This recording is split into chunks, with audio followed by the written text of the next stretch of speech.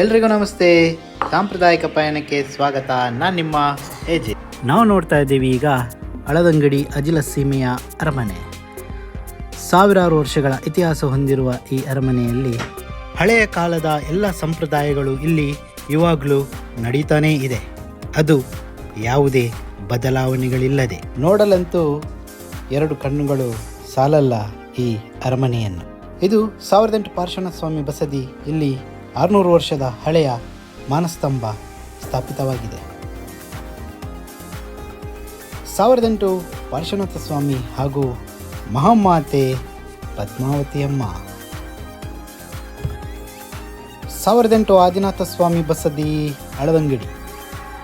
ಈ ಬಸದಿಗೆ 300 ವರ್ಷದ ಇತಿಹಾಸವಿದೆ. ಸುಮಾರು 3 ವರ್ಷಗಳ ಹಿಂದೆ ಇಲ್ಲಿನ ಯುವ ತಂಡ ಈ ಬಸದಿಯ ಪಂಚಕಲ್ಯಾಣ ಕಾರ್ಯಕ್ರಮವನ್ನು ನಡೆಸಿತ್ತು ಅತಿ ಅದ್ಧೂರಿಯಿಂದ. ನಮ್ಮ ಅರ್ಚಕರು ಸ್ವಸ್ತಿಕೇಂದ್ರ. ಇಲ್ಲಿ ಮೂಲಸ್ವಾಮಿ ಆದಿನಾಥ ಸ್ವಾಮಿ ಹಾಗೂ ಮಹಾಮಾತೆ ಭೈರವ ಪದ್ಮಾವತಿಯಮ್ಮ. ನಮ್ಮೂರನ್ನು ಕಾಯುವ ಕ್ಷೇತ್ರಪಾಲ ಇವರು. ವಿಶೇಷ ಶಕ್ತಿ ಇದೆ. ಒಂದು ಕಾಯಿಯ ಹರಕೆಯಿಂದ ನಮ್ಮ ಇಷ್ಟಾರ್ಥ ನೆರವೇರುತ್ತೆ. ಮುಂಜಾನೆ ಬೇಗ ತೆನೆಯ ಪೂಜೆಯನ್ನು ಅರಮನೆಯ ಮುಂಭಾಗದಲ್ಲಿ ನಡೆಸಲಾಗುತ್ತೆ. ಅರಸರ ನೇತೃತ್ವದಲ್ಲಿ ಈ ಪೂಜಾ ಕಾರ್ಯಗಳು ನಡೆಯುತ್ತೆ.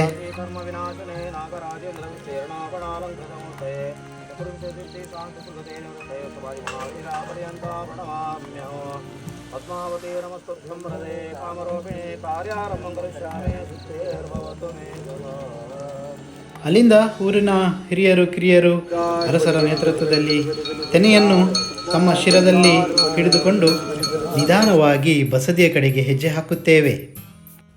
ಬಸದಿಗೆ ಒಂದು ಸುತ್ತನ್ನು ಸುತ್ತು ಹಾಕಿ ಬಸದಿಯ ಒಳಗೆ ಪ್ರವೇಶವನ್ನು ಮಾಡುತ್ತೇವೆ. ಎಲ್ಲ ಊರ ಹಿರಿಯರು ಇದರಲ್ಲಿ ಭಾಗವಹಿಸುತ್ತಾರೆ. ಒಂಥರ ಖುಷಿಯಾಗಿರುತ್ತೆ ಮುಂಜಾನೆ ಹೊತ್ತಲ್ಲಿ ಈ ಕಾರ್ಯಕ್ರಮ. ಮೇಗಿನ ನೆಲೆಯ ಆದಿನಾಥ ಸ್ವಾಮಿಗೆ ಪೂಜೆಯನ್ನು ಸಲ್ಲಿಸಲಾಗುತ್ತೆ. ಎಲ್ಲರೂ ಖುಷಿಯಿಂದ ತೆನೆಯನ್ನು ಹಿಡ್ಕೊಂಡು ಮನೆಗೆ ತೆರಳುವ ಕಾತುರದಲ್ಲಿದ್ದಾರೆ. ಅರಸರು ಪ್ರಥಮವಾಗಿ ತೆನೆಯನ್ನು ತನ್ನ ಶಿರದ ಮೇಲೆ ಇಟ್ಟುಕೊಂಡು ಸಾಗುತ್ತಾರೆ. ತದನಂತರ ಎಲ್ಲರೂ ತಮ್ಮ ಮನೆಗೆ ತೆನೆಯೊಂದಿಗೆ ತೆರಳುತ್ತಾರೆ. ಅಂತಿಮವಾಗಿ ನಮ್ಮ ಬಲ್ಲಿಯರು ಹೊರಡುತ್ತಾರೆ. ಇದು ನಮ್ಮೂರ ಸತ್ಯದೇವತಾ ದೇವಸ್ಥಾನ ಹಾಗೂ ಶ್ರೀ ಸೋಮನಾಥೇಶ್ವರಿ ಅಮ್ಮನವರ ದೇವಸ್ಥಾನ ಕೂಡ ಇಲ್ಲಿ ಇದೆ. ಮನೆಗೆ ತೆನೆಯನ್ನು ತಂದ ನಂತರ ಆರತಿಯ ಸಿದ್ಧತೆ ಹಾಗೂ ಮನೆಯ ಯಜಮಾನರ ಕಾಲನ್ನು ತೊಳೆದು ತೆನೆಯನ್ನು ಬರಮಾಡಿಕೊಳ್ಳುವ ಒಂದು ಶುಭ ಸಂದರ್ಭ. ದೃಷ್ಟಿಯನ್ನು ತೆಗೆದು ನಂತರ ತೆನೆಗೆ ಪೂಜೆಯನ್ನು ಮಾಡುವ ಒಂದು ಕಾರ್ಯಕ್ರಮ. ನಮ್ಮ ತಾಯಿ ಹಾಗೂ ಮಗಳು ಮತ್ತು ನಮ್ಮ ಅರ್ಧಾಂಗಿ ರಾಜೇಶ್ವರಿಯವರು ಪೂಜೆಯನ್ನು ಮಾಡ್ತಾರೆ.